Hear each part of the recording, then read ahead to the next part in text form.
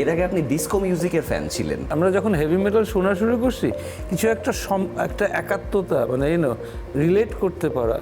You become one of those person বা you want to dream your life because you feel যে আপনি ওটার সাথে রিলেট করতে পারেন।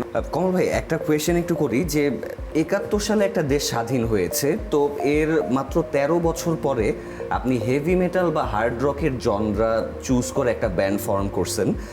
তার পাশাপাশি আপনার একটা পোস্টে আমি দেখছিলাম যে এর আগে আপনি ডিসকো মিউজিকের ফ্যান ছিলেন, মানে 84 থেকে আপনি এই হার্ড রক বা মেটালের দিকে আসছেন। তো স্পেসিফিক কি কোনো অ্যালবাম আছে ইন্টারন্যাশনালি যে অ্যালবামটা আসলে আপনার ভিতরে ওই ব্যাপারটা ইগনাইট করছিল যে I have to do heavy metal or hard rock? আমরা যখন হেভি মেটাল শোনা শুরু করছি কিছু একটা একাত্মতা মানে রিলেট করতে পারা। মানে when we are young, probably আপনিও যখন এরকম 14-15 বছর বয়স, আপনার যে এটা রিয়েল মাদ্রিদ হতে পারে কিংবা কোনো একটা ব্র্যান্ড স্যামসাং হতে পারে, আই ডোন্ট নো, মানে জাস্ট বলছি সম্পৃক্ততার হ্যাঁ ব্যাপারটা। মানে ফলের নির্যাস ও দুধের সমন্বয়ে পোলার টর্নেডো গ্রিন অ্যাপল আইসক্রিম। মন ভালো থাক।